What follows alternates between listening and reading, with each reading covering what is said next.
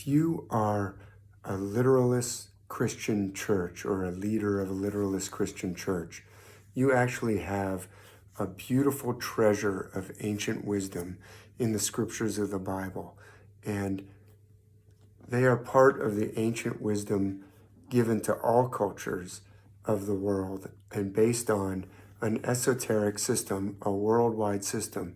And those ancient teachings around the world are about healing trauma and recovering self. And people who are drawn to the beauty and truth of these scriptures, there are people who are looking for recovery of self, and they are drawn to these scriptures.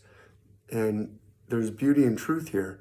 The problem is that literalist Christian churches are teaching it wrong. They're taking it literally, and that is demonstrably wrong. They can be shown to be metaphorical, esoteric, and celestial. They are not literal.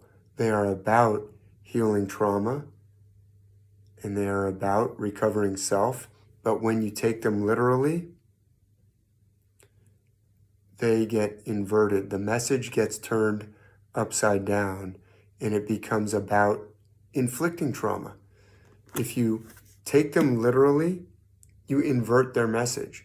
If they're talking about you have to take this literally, you have to believe in a literalist Jesus, or you will go to a literal hell and burn in literal hellfire forever, that is inducing trauma. And it's demonstrably mistaken. The whole concept of hell is clearly celestial. It is part of this celestial system. In the celestial metaphorical system that underlies the world's ancient myths, including the stories of the Bible, they are using the heavenly cycles, including the annual cycle, as a metaphor, as an esoteric language to talk about something else, actually to talk about recovering self and healing from trauma.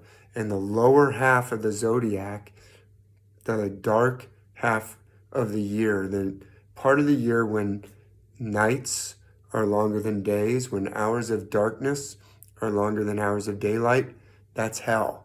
And so if you look in the Bible, in the actual words attributed to Jesus, those descriptions of hell talk about where the fire does not die out and the worm does not turn. That's talking about the lowest part of the zodiac wheel when the sun is passing through the constellation of Scorpio and the lowest part of the zodiac wheel as it gets down to that winter solstice in between Scorpio and Sagittarius and passes through the brightest part of the Milky Way. That's the fire that doesn't die out. And Scorpio is the worm that doesn't turn. And so the whole teaching about hell is not talking about some literal place that you go after you die and burn forever in hellfire. The fire that doesn't die out is the Milky Way. It's the Milky Way. And the worm that doesn't turn is Scorpio, one of the zodiac signs that the sun is going through at the lowest part of the year for the northern hemisphere, right before the winter solstice, the December solstice, which is winter for the northern hemisphere. That's the worm that doesn't turn. It's halfway in the Milky Way, the brightest part of the Milky Way, where the fire does not die out. So if you're teaching this wonderful ancient wisdom in a literal way, you're teaching it wrong. You're teaching it wrong. You're turning the whole meaning upside down from healing trauma to inflicting trauma. You're saying, if you don't believe in a literal historical Jesus, then you're going to go to a literal eternal hellfire. When actually, Jesus can be shown, along with all the other figures in the Bible, to not be literal, not be historical, but rather to be celestial, metaphorical, esoteric and talking about higher self and how we reconnect with higher self. Trauma means separation from self, suppression of self. And the Bible, along with the other myths of the ancient world given to all cultures, is about recovering self and healing trauma.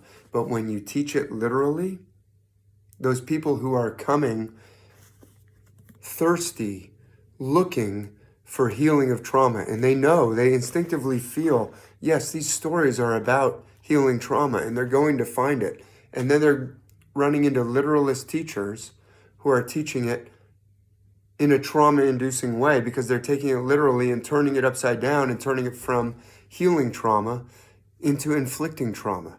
So if you're teaching this ancient wisdom, it is beautiful and it is full of ancient wisdom that heals trauma. But if you're teaching it in a literal way, then you're inflicting trauma and turning it upside down.